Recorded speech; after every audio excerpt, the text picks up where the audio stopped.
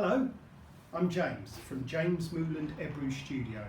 This is a short video to show you how we're going to use these tools to apply the Ebru paint to the surface of the liquid.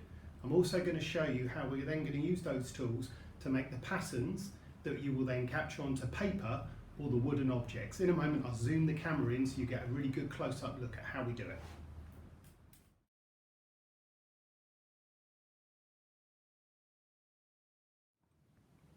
So what I'd like you to pay special attention to is that each pot of paint has its own tool. So when you use it, you'll apply the colour and then you'll put it back in that same pot and then take the tool from the next colour.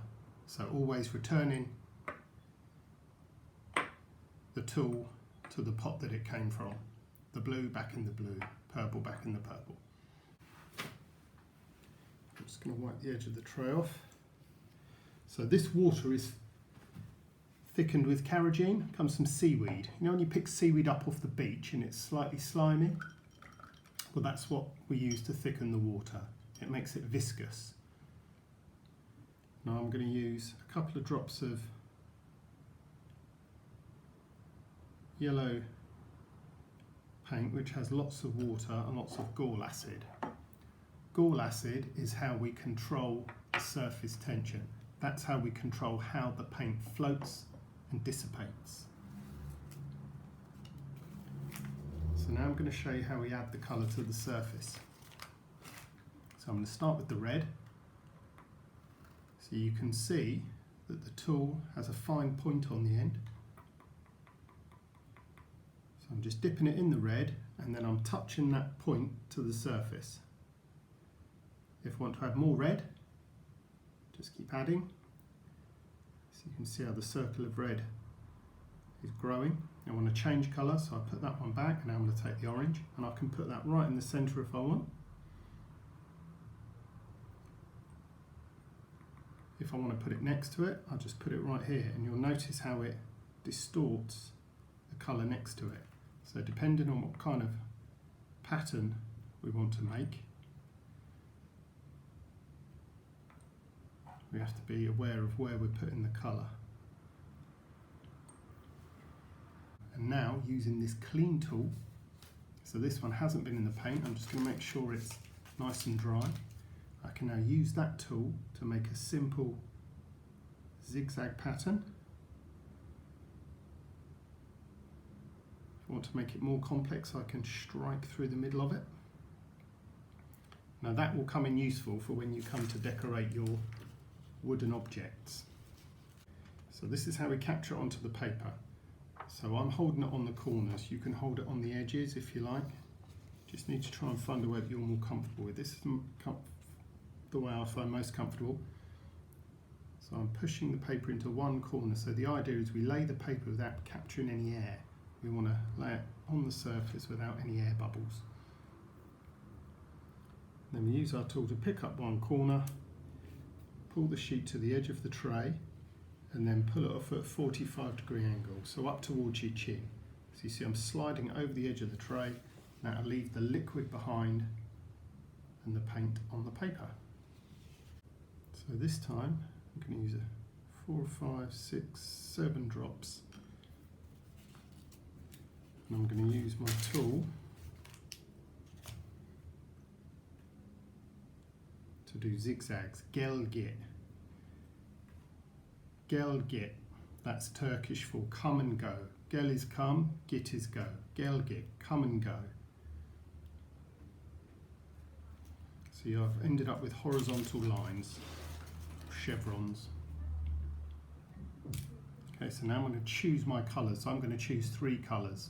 I'm going to use red, blue and purple. I'm going to put the purple on first.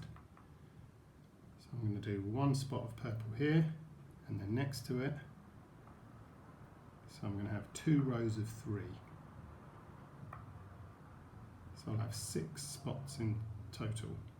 Now I'm going to change to the blue. So I'm just touching the surface, right in the centre. Just touching the surface. We don't plunge the tool. if we plunge it in, then the paint won't dissipate properly. So we're just going to touch it on the surface.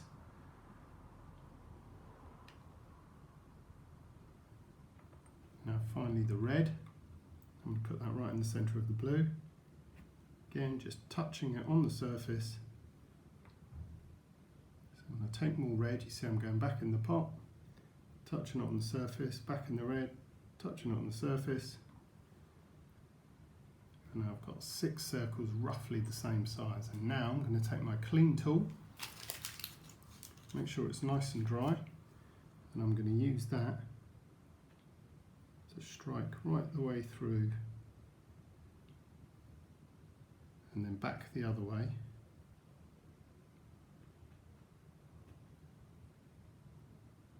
You see I'm only just touching the surface. And now, if I want, I can make it more complex.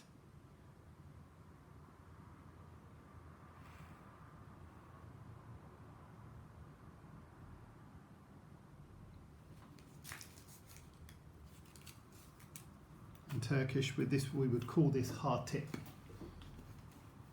named after Hatip Efendi, Turkish Ebru master.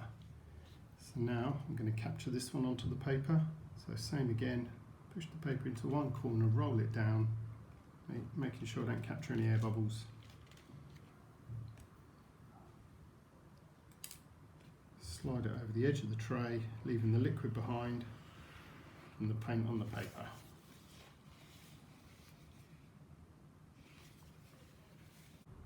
So now I'm going to show you how to capture the patterns that you make onto the wooden objects. So I'm just going to remove the cleaning paper. And I'm going to put on 1, 2, 3, 4, 5, 6, 7, 8, 9, 10 drops of the background colour. That's going to raise the surface tension so that the red, yellow and green will look nice and bright on the object. So we're going to be using a heart shape for this demonstration, but it's the same principle for whatever we do. So we need the colour to be distributed in a way that it will cover the whole object. So I'll just show you the heart that we're going to use. So we need the paint to cover the whole heart, so we need to make sure it's going to be big enough to do that. So you see I'm just touching the colour on the surface, spreading out nicely. Make sure it's wide enough. So I think we're nearly there. And I'm just going to add a couple of spots of red inside the yellow. Same with the green. So that should make a really nice effect. So let's just check. Yeah, that's going to be big enough to capture. And now, using our drawing tool, we're going to clean that off, make sure it's nice and dry, and we're going to use that to create the pattern. So I'm going to stay inside of the colour. I'm not going to come out really wide. I'm going to stay inside.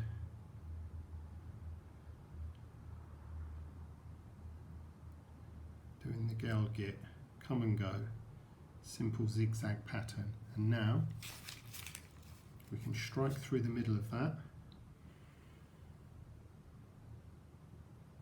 nice and slowly, steady and controlled. And now we can decide which part of the pattern we're going to capture. So if you want more of the red, you could go up here, more of the green, I could go down here, and I'm going to put it somewhere in the middle so that we get the yellow that's also got the green and the red in it. And I'm going to try and match it up so it's symmetrical. So I'm going to lower it slowly onto the surface and do it at a slight angle and roll it very gently so that it doesn't capture any air bubbles. Now that it's on the surface, I'll leave it there for a moment and then roll it back. capturing the pattern onto the surface. So now I'm going to put that to one side. Let that dry off.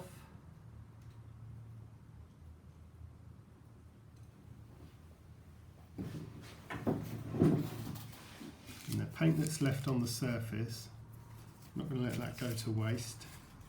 So now clean off your drawing tool, and now you can go a bit freestyle with this. You can make some nice zigzag stripes through it if you like, or you can make a motif right in the middle.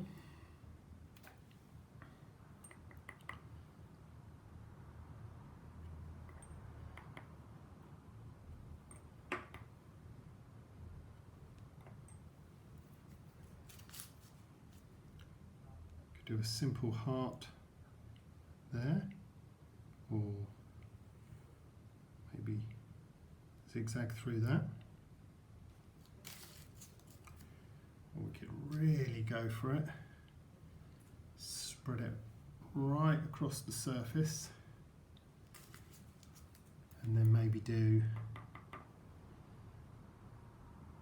a flower motif in the middle.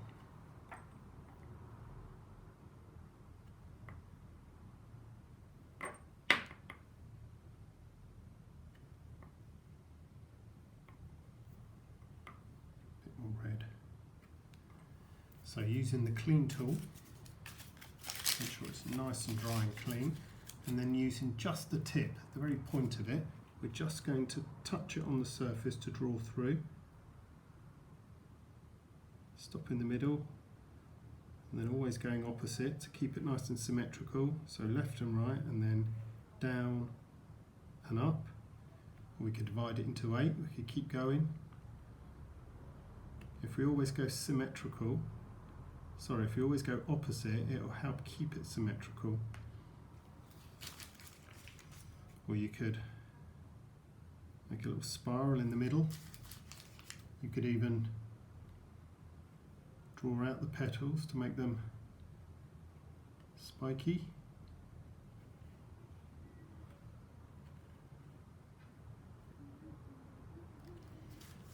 So once it's ready to capture onto paper,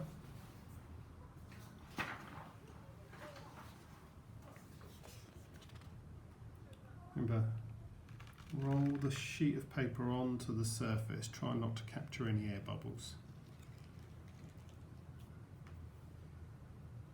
And then we draw it to the edge of the tray, leaving the liquid behind. So take it off at about 45-degree angle, and that should leave all the paint on the paper. And then you could use this sheet of paper in another arts and crafts project that you're doing, or maybe turn it into a greeting card, wrapping paper, or maybe laminate it as a placemat, or cut it into strips and laminate it, use it as bookmarks. So hopefully that's given you a good insight into how we use these tools to apply the paint to the surface of the liquid, and how we can do different patterns, and how we can apply it to paper and to wood. If you want to see any more videos, you could always try going on my Facebook page or my YouTube channel.